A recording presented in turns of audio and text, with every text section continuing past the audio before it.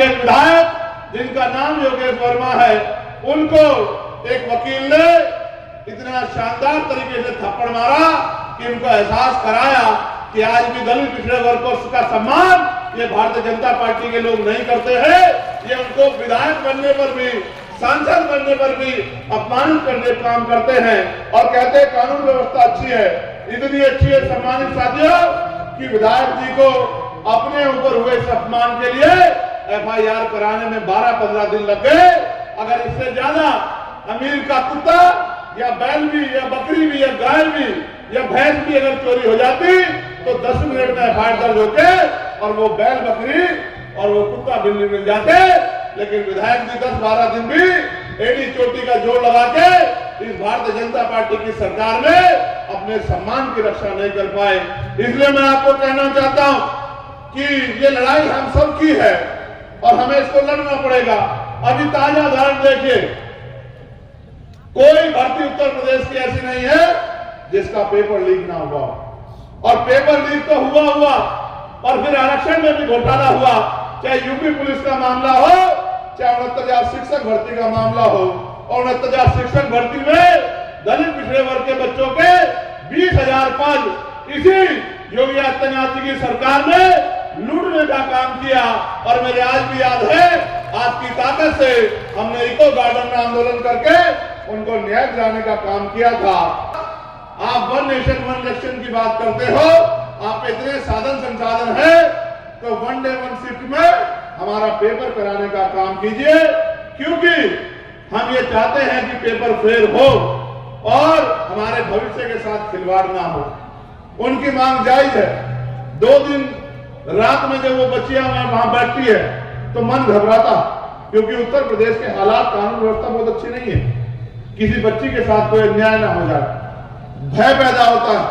भाई होने के नाते दिल में ये टीस उठती है कि आज उनके बीच में होना चाहिए था, उन सड़कों में होना चाहिए था जिन सड़कों पे हमारी बहनें और भाई बैठे हुए हैं। लेकिन सिर्फ इसी वजह से कि उनके ऊपर कोई आंच ना आए, उनके आंदोलन पे कोई सवाल ना खड़ा हो, इसलिए मन मार के रह जाता हूं। मगर मैं आपसे कहना चाहता हूं कि हम तो कोशिश कर रहे हैं कि सरकार से जवाब मांगे कि 41 सेंटर क्यों, 75 जिले हैं, क्या आपने मान लिया है कि आपके पास 41 बख्शी जगह है और 34 जगह पे आप पेपर भी नहीं करा सकते हो? पेपर लीक की गारंटी आप पहले दे रहे हो। ये जवाब भी हमें सरकार से लगातार मांगना पड़ रहा है कि उन बच्चों को मदद हो जाए। सभी सांसद एक तरफ और एक अकेला चंद्रशेखर एक तरफ। सबसे ज्यादा आवाज अगर किसी के दिखती है, सबसे ज्यादा अगर आवाज सदन में किसी की दिखती है तो चंद्रशेखर आजाद जी। आपकी उम्मीद, आपके भरोसे इस लड़ाई को आगे बढ़ा रहे हैं। मैं आखिरी, मेरा समय नहीं है, माननीय अध्यक्ष जी का समय है। बहुत बहुत धन्यवाद आप लोगों की उपस्थिति के लिए। माननीय राष्ट्रीय अध्यक्ष जी आए।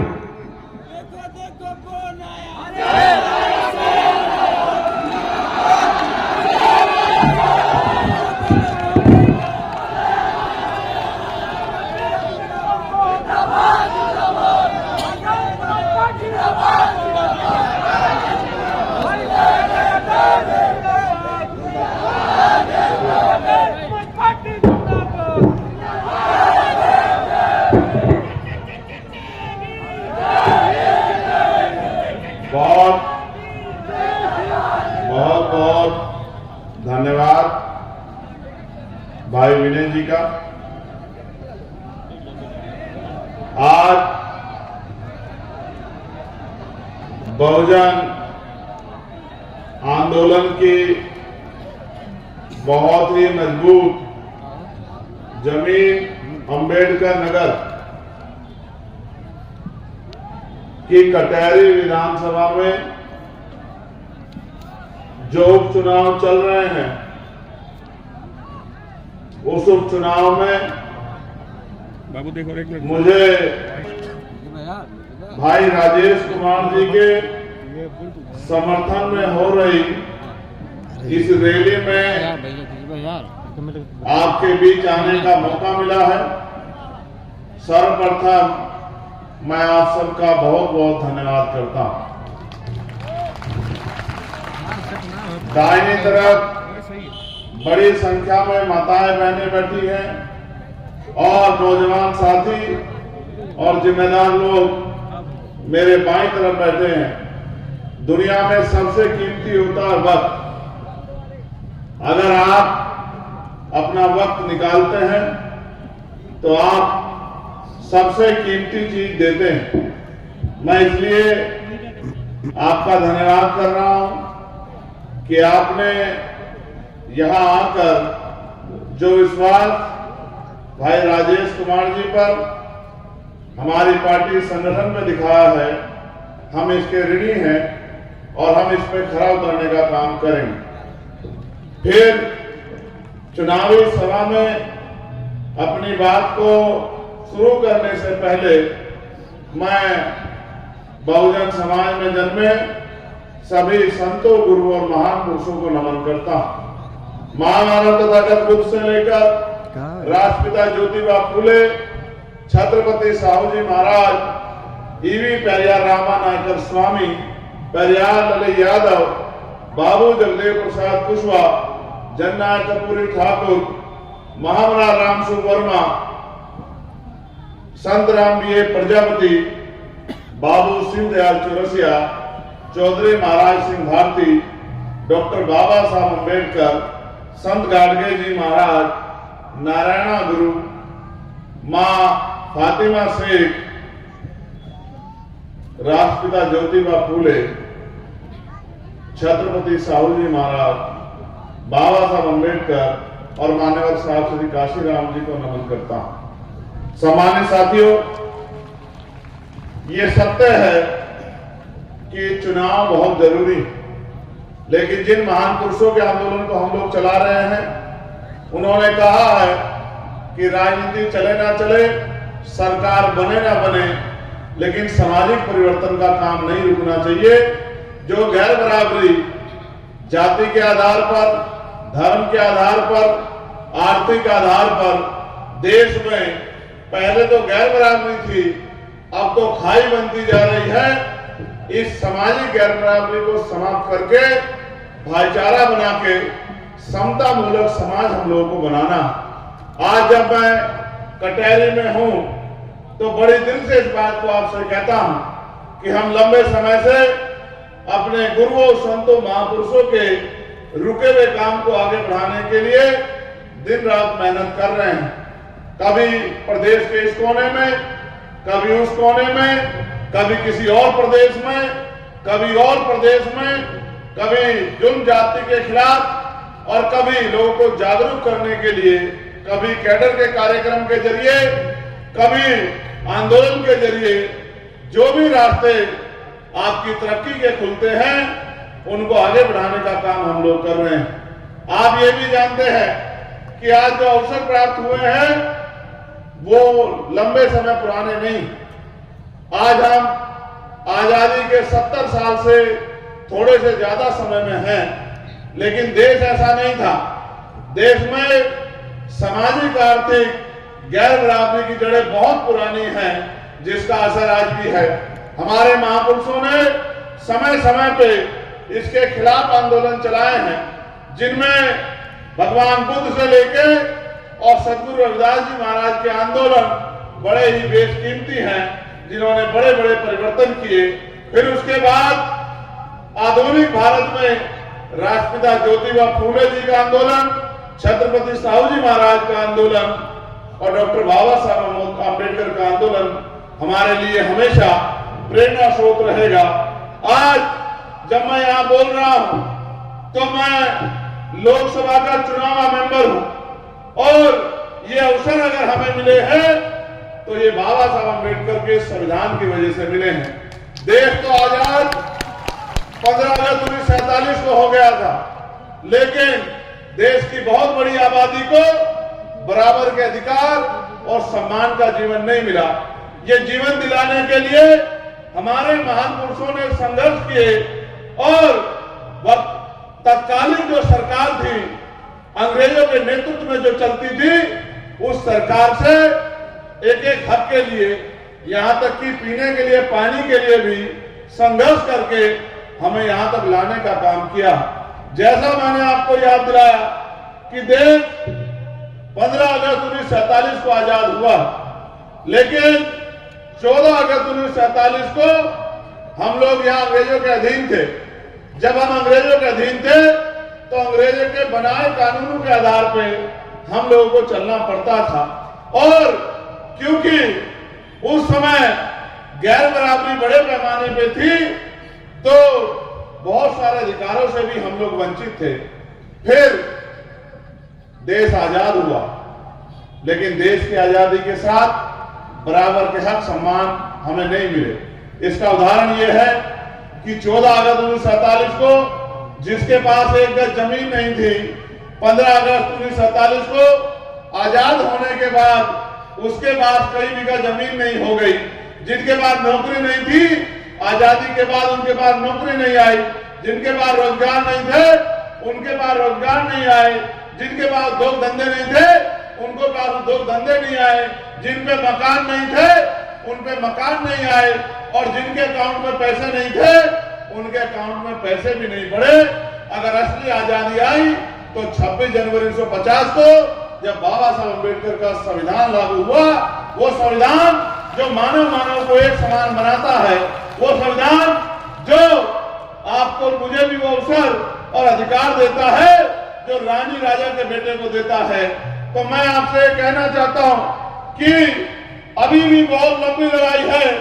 जहां हमारे महापुरुष छोड़ के गए, वहां से बहुत आगे हम नहीं गए हैं।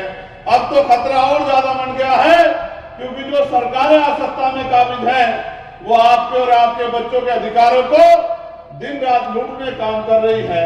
जब एक तरफ आपके अधिकारों को लूटने के लिए बड़ी बड़ी साजिश हो रही है और तमाम तरह षड्यंत्र हो रहे हैं, तो आपको भी जागरूक होना चाहिए। आप सड़कों पे काम करते हैं, आंदोलन करते हैं, मेहनत मजदूरी करते हैं, बड़ी मुश्किल से अपने परिवार को चलाते हैं, ये बहुत जरूरी काम है। लेकिन जब तक आप सत्ता में नहीं आओ, क्योंकि सामाजिक परिवर्तन या किसी भी तरह का परिवर्तन तब तक नहीं हो सकता जब तक शक्ति आपके पास ना हो। और शक्ति भारतीय लोकतांत्रिक व्यवस्था में सत्ता में है, और सत्ता उनकी आती है जिनके ज्यादा एमएलए जीतते हैं। ये तो चुनाव है। हमारा प्रयास ये है कि आपकी मजबूत आवाज विधानसभा में जानी चाहिए। जिस तरह पार्लियामेंट में मैं आपके विषय को उठाता हूं और कोशिश करता हूं कि जो षड्यंत्र हो रहे हैं उनको बेनकाब करके आपको जागरूक करूं, कि आपको एहसास हो कि आपके बच्चों के आगे बढ़ने के रास्ते लगभग समाप्त करने की तैयारी तमाम सरकारों ने कर ली है। अगर अभी भी हम सोए रहे और चादर तान के घर में लेटे रहे तो वो दिन भी दूर नहीं कि जो बाबा साहब अम्बेडकर ने संविधान में अधिकार दिलाए थे वो भी धीरे धीरे संशोधित होकर खत्म हो जाएंगे। इसका एक उदाहरण ये है कि आज उत्तर प्रदेश में अभी कुछ दिन पहले उत्तर प्रदेश सरकार ने एक प्रेस विज्ञप्ति के जरिए ये जानकारी दी कि लगभग 27,000 स्कूल हम लोग बंद कर रहे हैं। 27,000 स्कूल, सरकारी स्कूल, इनमें बच्चे किसके पढ़ते हैं?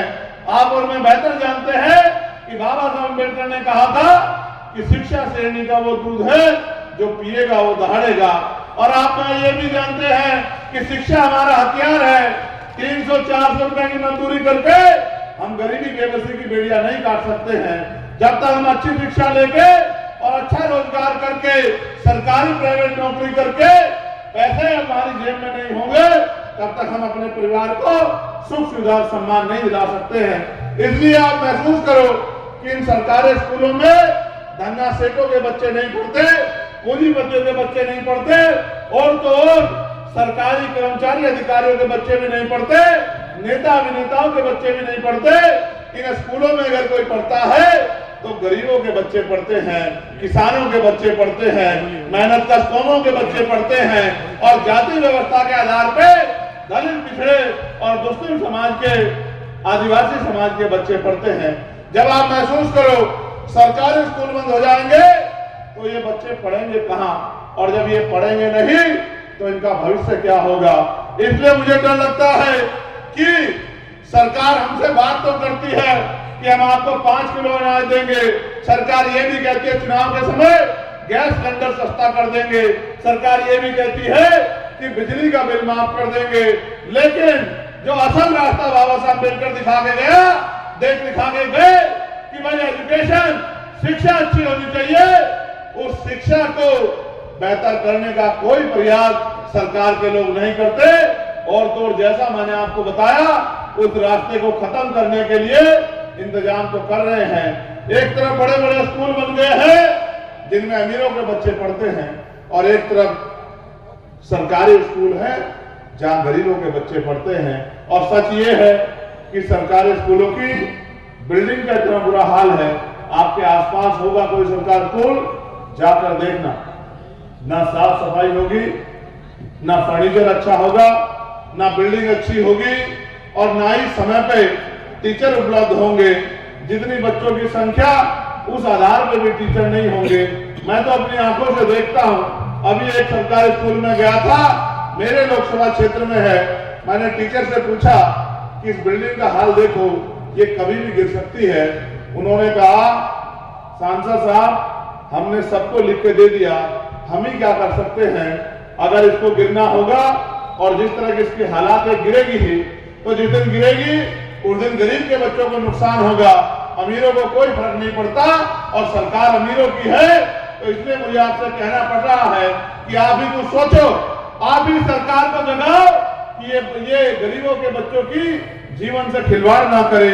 मैं आपको इसलिए कहना चाहता हूं कि आज उत्तर प्रदेश में बिजली सोने के तारों में आती है, और बिजली के दाम जहां 5-7 साल पहले 200-250 रुपए का बिल आता था, आज वहां 700-800 रुपए का बिल आता है। वहीं पर पानी के दाम भी लगातार बढ़ रहे हैं, और सरकार के पास इस महंगाई को रोकने का कोई इंतजाम नहीं है। साथ साथ जैसा मैंने आपको कहा कि सामाजिक गैर बराबरी है, उसका बड़ा उदाहरण यह है, पार्टी के विधायक जिनका नाम योगेश वर्मा है, उनको एक वकील ने इतना शानदार तरीके से थप्पड़ मारा कि उनको एहसास कराया कि आज भी दलित पिछड़े वर्ग को उसका सम्मान ये भारतीय जनता पार्टी के लोग नहीं करते हैं। ये उनको विधायक बनने पर भी, सांसद बनने पर भी अपमानित करने का काम करते हैं, और कहते हैं कानून व्यवस्था अच्छी है। इतनी अच्छी है सम्मानित साथियों कि विधायक जी को अपने ऊपर हुए इस अपमान के लिए FIR कराने में 12-15 दिन लग गए।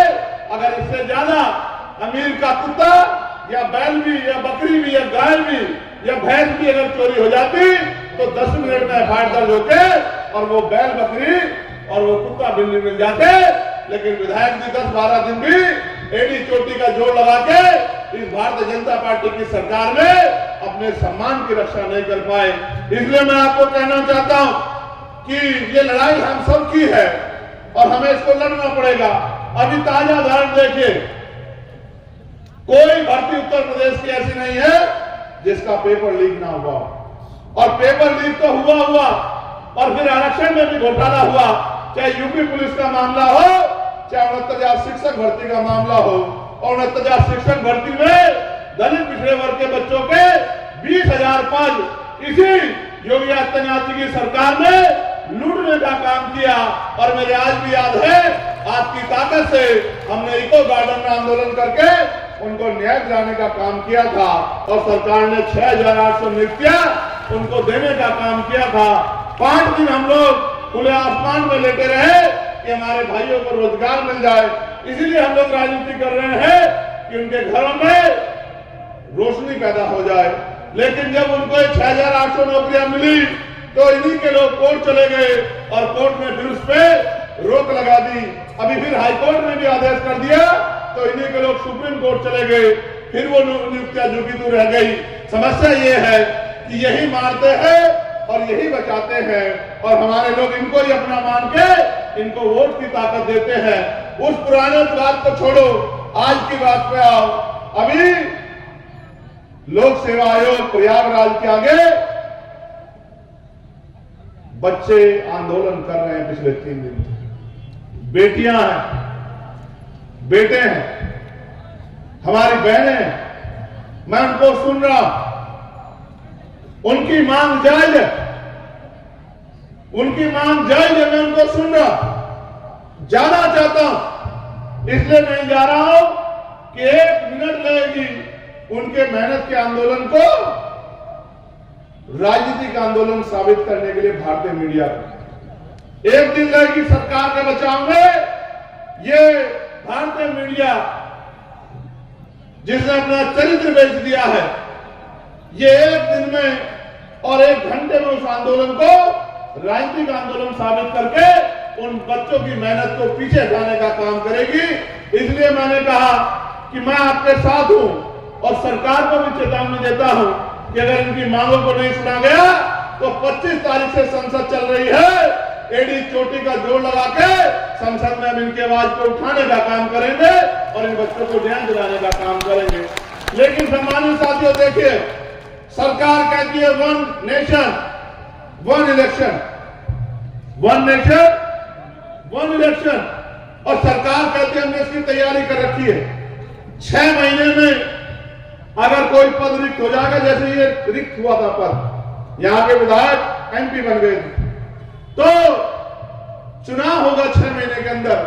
लेकिन अगर सरकारी नियुक्ति पे उपस्थित आदमी रिटायर हो जाए या किसी और कारण से वो रिक्त हो जाए तो रिक्तियां नहीं भरी जाएगी, बैकलॉग नहीं भरा जाएगा। इसलिए सरकार कहती है 1 नेशन 1 इलेक्शन, और बच्चे कह रहे हैं, जो यूपी पीसीएस के जो हमारे बच्चे हैं जिन्होंने कई साल मेहनत की है, वो कह रहे हैं कि 1 डे 1 शिफ्ट में एग्जाम करा दीजिए, क्योंकि अगर पेपर बटेंगे तो नंबर कटेंगे, पेपर बटेंगे तो नंबर कटेंगे। इसलिए हम ये नहीं चाहते कि 2-2 शिफ्ट में हो और नॉर्मलाइजेशन खत्म कर दीजिए। वो मना कर रहे हैं और सरकार के लोग जैसे किसानों को समझा रहे थे ऐसे ही उनको समझाने का काम कर रहे हैं। अधिकारी कर्मचारी की आपके फायदे का है, जिसके फायदे का है उसको नहीं पता क्या? अगर मेरे फायदे कोई चीज है तो मुझे नहीं पता होगा क्या? तो वो बच्चे मना कर रहे हैं कि साहब, आप 1 नेशन 1 इलेक्शन की बात करते हो, आप इतने साधन संसाधन है तो 1 डे 1 शिफ्ट में हमारा पेपर कराने का काम कीजिए, क्योंकि हम ये चाहते हैं कि पेपर फेयर हो और हमारे भविष्य के साथ खिलवाड़ ना हो। उनकी मांग जायज है। 2 दिन रात में जब वो बच्चियां वहां बैठती है तो मन घबराता, क्योंकि उत्तर प्रदेश के हालात, कानून व्यवस्था बहुत अच्छी नहीं है। किसी बच्ची के साथ कोई अन्याय ना हो जाए, भय पैदा होता है। भाई होने के नाते दिल में ये टीस उठती है कि आज उनके बीच में होना चाहिए था, उन सड़कों में होना चाहिए था जिन सड़कों पे हमारी बहनें और भाई बैठे हुए हैं। लेकिन सिर्फ इसी वजह से कि उनके ऊपर कोई आंच ना आए, उनके आंदोलन पे कोई सवाल ना खड़ा हो, इसलिए मन मार के रह जाता हूं। मगर मैं आपसे कहना चाहता हूं कि हम तो कोशिश कर रहे हैं कि सरकार से जवाब मांगे कि 41 सेंटर क्यों, 75 जिले हैं, क्या आपने मान लिया है कि आपके पास 41 बख्शी जगह है और 34 जगह पे आप पेपर भी नहीं करा सकते हो, पेपर लीक की गारंटी आप पहले दे रहे हो?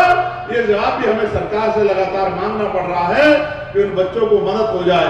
उसके बाद मैं पार्लियामेंट में जब रहता हूं, हर व्यक्ति की आवाज उठाने का काम करता हूं, चाहे आशा बहनों के वेतन वृद्धि का मामला, चाहे आंगनबाड़ी बहनों के वेतन वृद्धि का मामला हो, चाहे भोजन माताओं के वेतन वृद्धि का मामला हो, चाहे चौकीदार हो, ग्राम रोजगार सेवक हो, उनके वेतन वृद्धि का मामला हो, या हमारे पीआरडी के जवानों के वेतन वृद्धि का मामला हो, या हमारे होमगार्ड के जवानों के वेतन वृद्धि का मामला हो, या हमारे पुलिस के कर्मचारी जो हैं,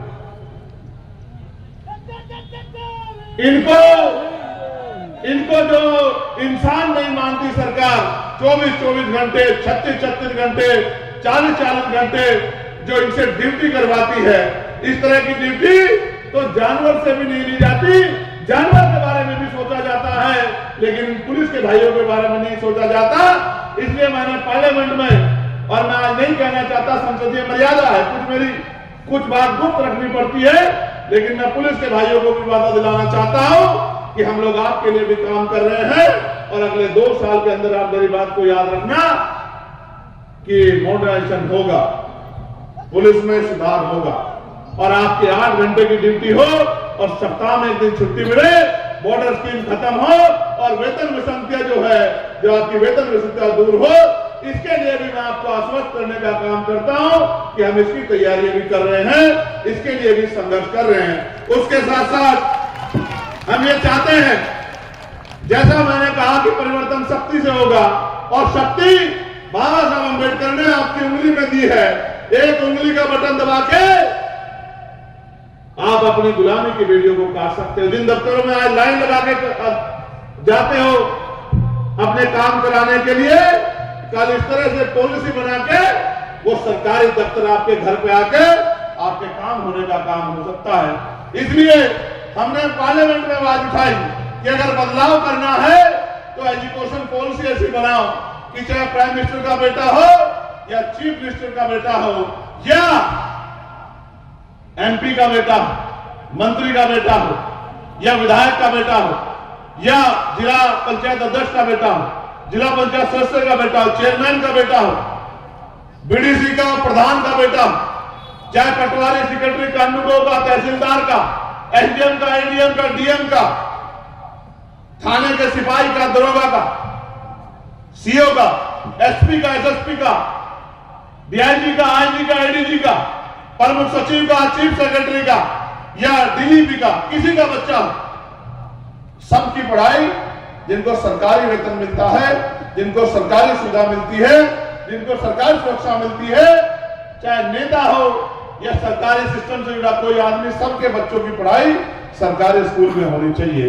और आप ये देखना, जिस दिन ये हुआ तो आप याद रखना कि जब एक कुर्सी पे डीएम का बेटा बैठ के पढ़ेगा और बराबर वाली पे एसपी का और उससे अगली कुर्सी पे मंत्री जी का और उसी में से एक कुर्सी पे मजदूर किसान का बेटा बैठ के पढ़ेगा, तो आप देखना कि बिल्डिंग भी अच्छी होगी, पढ़ाई भी अच्छी होगी और टीचर भी अवेलेबल होगा, फर्नीचर भी अच्छा होगा और गरीबों को गुणवत्तापूर्ण शिक्षा भी मिलेगी और इस शिक्षा का प्रयोग करके गरीब अपनी जिंदगी बदल पाएगा।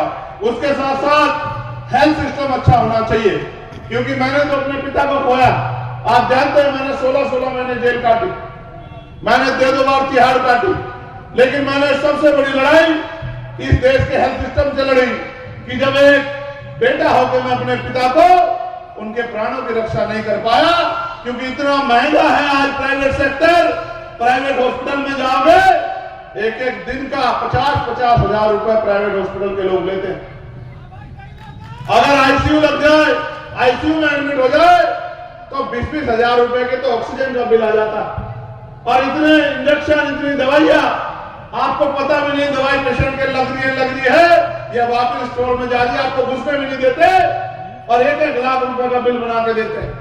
मैंने अपनी आंखों से देखा, इसलिए मैंने कहा कि हेल्थ सिस्टम में सुधार की जरूरत है। अगर गरीबों की जेब पे बोझ कम करना है वो तब होगा जैसे मैंने बताया एजुकेशन के स्टैंडर्ड पे कि सारे सरकारी कर्मचारी, अधिकारी और सारे राजनीतिक लोग सबका बीमार होने पे इलाज सरकारी हॉस्पिटल में होना चाहिए।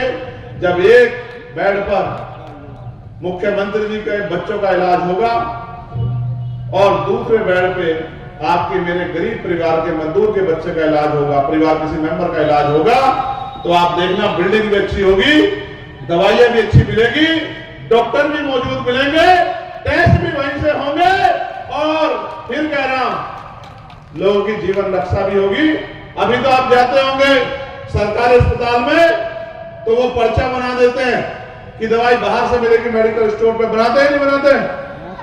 और टेस्ट लिख देते हैं कि साहब अल्ट्रासाउंड करवाना है, ईसीजी करवाना है, एक्सरे करवाना है, बायोप्सी करवानी है, कहां फलानी लैब पर चले जाओ क्योंकि वहां सर्टिफिकेट कमीशन बना हुआ। अब आप सोचो गरीब की जेब पे कितना डाका पड़ रहा। इस देश में कोई प्राइवेट हॉस्पिटल ऐसा नहीं होगा जिसका पर्चा 500 रुपए से कम में बनता, लेकिन क्या हर आदमी की आमदनी 500 रुपए है रोज की?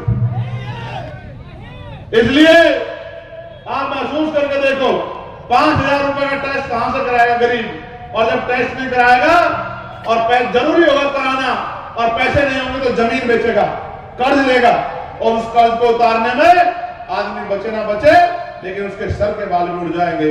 इसलिए मैंने कहा कि सरकारी सिस्टम को ठीक करना पड़ेगा और सरकारी अस्पतालों में ही सरकारी नेताओं का और कर्मचारियों का इलाज होगा तो सब ठीक हो जाएगा।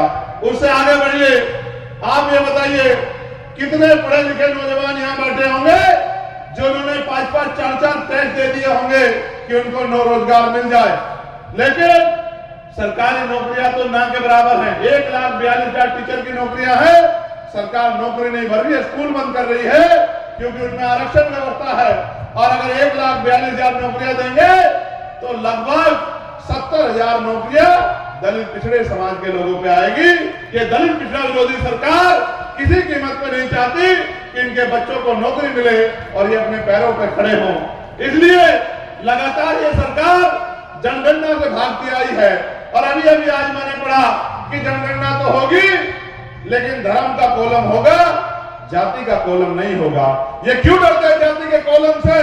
ये इसलिए डरते हैं कि जिस दिन आपको पता लग गया, जब नारा मानव काशीराम साहब ने दिया था हिस्सेदारी, जिस दिन आपको पता लग गया कि आपकी संख्या कितनी है, इसका उदाहरण सुनो, बिहार में लगभग 90% आबादी दलित पिछड़े आदिवासी और मुस्लिम समाज के लोगों की है। वो जानते हैं कि जिस दिन इनको पता लग गया कि आपकी आबादी इतनी है, आप इतना टैक्स देते हो और आपके हिस्से में मुट्ठी भर पैसा भी नहीं आता, तो फिर ये अपने अधिकार को छीनने के लिए भूखे शेर की तरह धाड़ में काम करेंगे। अपने क्षेत्र, अपने अधिकार को लेने के लिए सड़कों पे आके आंदोलन करने का काम करेंगे और उन नेताओं को जिनको मखौटा बना बना के हमने बिठा रखा है, उन नेताओं के कपड़े फाड़ने का काम करेंगे, उनसे सवाल पूछने का काम करेंगे। इसलिए ये जाति का जनगणना से भागते हैं। मैं तो कह रहा हूं ये लगातार निजीकरण करके सरकारी नौकरियों खत्म कर रहे हैं। मैं इनसे कह रहा हूं करो सरकारी नौकरी खत्म। जिस दिन ये बहुजन समाज जा गया उस दिन आप देखना निजी क्षेत्रों में आरक्षण लागू होगा, 98% निजी क्षेत्रों में आरक्षण लागू होगा और 98% निजी क्षेत्रों में जितना आरक्षण लागू होगा, एक बच्चा दलित पिछड़ों का बेरोजगार नहीं रहेगा। उद्योग धंधे लग के रोजगार दिलाने का काम हम लोग करेंगे और कुटीर उद्योग लगा के अपनी बहनों माओ को। मैं तो गरीब परिवार से आता हूं, जानता हूं हमारे यहाँ आज भी 80% परिवार पशु पालते हैं और पशु इसलिए नहीं पालते कि वो दूध उन्हें अपने बच्चों को पिलाना, इसलिए पालते हैं कि उस दूध को बेच के वो अपना घर चलाने का काम करते हैं। यहां भी बहुत सारी मेरी माए बहनें बैठी होंगी जो इस तरह से इस काम को करती होंगी। मैं तो एक गरीब परिवार में जन्मा। मेरी माँ खेत से घास लाके दूध बेच के हमें पालती थी, पढ़ाती थी, हमारी जिम्मेदारियों को पूरा करती थी। मैंने देखा किस तरह कमजोर वर्ग की महिलाएं भट्टों पे काम करने जाती हैं, कोल्हू पे काम करने जाती हैं, छोटी छोटी कंपनियों पे काम करने जाती हैं, शहर कस्बों में जाके बर्तन साफ करके, मैला उठा के अपने बच्चों को रोटी खिलाने का काम करती है। लेकिन इस गूंगी बहरी सरकार को ये नहीं दिखता, ये आंसू हमारे नहीं दिखते इस गूंगी बहरी सरकार को। सरकार चाहे तो हम अरबों खरबों रुपए का माल दूसरे देशों से खरीदते हैं, सरकार चाहे तो यहां कुटीर उद्योग लग के इन्हीं महिलाओं को जिनके हाथ में जिनको ईंटें उठानी पड़ती है पीठ पे, सर पे, इन्हीं महिलाओं को ट्रेन करके इनको घर पे रोजगार की व्यवस्था सरकार करा सकती है। लेकिन क्या करें, सरकार के एजेंडे में तो ये है नहीं। इसलिए सरकार जो है जिनसे नोट लेती है उनका काम करती है और सरकार बड़ी समझदार है। उत्तर प्रदेश की तो उनसे भी ज्यादा समझदार है। ये तो वोट आप सबसे लेती है हिंदुत्व के नाम पे और चुनाव के बाद काम उनका करती है जिनके एजेंडे पे इनकी पार्टी जो है तैयार हुई है, जिस विचार पे इनकी पार्टी तैयार हुई है। इसलिए मैं आपसे कहना चाहता अब आप पे समय नहीं बचा कि आप इंतजार करके बैठ के देखें कि कोई मसीहा आके आपका जीवन बदलेगा। अगर आप बाबा साहब अम्बेडकर के सच्चे सिपाही हो, अगर आप समता मूलक समाज बनाना चाहते हो, अगर आप गुलामी बेबसी की बेड़ियां काटना चाहते हो, अगर आप इस देश में इज्जत सम्मान की जिंदगी चाहते हो, तो फिर अपनी लड़ाई अपने पैरों पे खड़े होकर लड़ो। और एक ही रास्ता है जो बाबा साहब अम्बेडकर ने दिखाया कि political power is the master की, राजनीतिक सत्ता वो चाबी है जो आपकी सारी परेशानियों का हल कर देगी और इज्जत सम्मान की जिंदगी आपको दिलाएगी। और ये वोट का अधिकार आपके पास है, 20 तारीख को वोट पड़ेगा। ये तो अच्छी बात है, पहली बार से आज लंबे समय बाद आपके यहां ऐसा हुआ होगा कि जनरल सीट पर शेड्यूल कास्ट के एक बेटे को मौका दिया गया है कि वो जाए और अपने समाज में जाके ये अपील करे कि वो उसको ताकत दें। और जिस तरह से हमारे संगठन के लोगों ने भाईचारा बनाया है, जिस तरह से किसानों की लड़ाई हो, पहलवानों की लड़ाई हो और किसी भी वर्ग की लड़ाई हो, जिस तरह से हमारी पार्टी लगातार संघर्ष करती है, मेरा विश्वास है कि 20 तारीख को अगर आपने तय किया तो वो दिन दूर नहीं कि भाई राजेश आपकी वोट की ताकत से एमएलए बन के विधानसभा में जाएंगे। और जितनी एमएलए बन के विधानसभा में जाएंगे उस दिन आपके हकों की लड़ाई प्रदेश के मुख्यमंत्री और प्रदेश की सरकार से आंख में आंख डाल के लड़ेंगे। जिस तरह चंद्रशेखर आजाद दिल्ली में खड़ा होकर लड़ता है, उस तरह लखनऊ में खड़े होकर लड़ेंगे और आपकी ताकत बनने का काम करेंगे, आपके छुने हुए अधिकार आपको दिलाने का काम करेंगे। इसलिए मैं आपसे अपील करता हूं कि 20 तारीख को जब आप वोट डालने जाएं तो एक एक वोट केतली का बटन दबाकर इस उम्मीद से केतली का बटन दबाएं कि हम अपनी सेवा करने का मौका अपने बेटे, अपने भाई राजेश गौतम और चंद्रशेखर आजाद और एक एक कार्यकर्ता पदाधिकारी को दे रहे हैं, जो हमारी लड़ाई लड़ने काम करेगा और हमारे बच्चों के भविष्य को संवारने काम करेगा। आप यहां पहुंचे और लंबे समय तक आपने यहां इंतजार किया। मैं आपका धन्यवाद करता हूं और आपसे अपील करता हूं, जिस तरह हमेशा आप मेरे साथ खड़े रहे, इसी तरह इस बार भी आप मेरे साथ खड़े रहोगे और मुझे ताकत देने का काम करोगे और वोट की चोट से इस गुंडागर्दी करने वाली सरकार को सबक सिखाने का काम करोगे। बहुत बहुत धन्यवाद। जय भीम, जय भारत, जय संविधान, जय मंडल, जय जोहार, जय जवान, जय किसान। और मैं अपने प्रदेश की टीम का, मंडल संभाग और जिले की टीम का, विधानसभा की टीम का, बूथ कमेटी के साथियों का बहुत बहुत धन्यवाद करता हूं और उनके लिए मंगल कामना करता हूं। बहुत बहुत धन्यवाद, आभार। जय हिंद।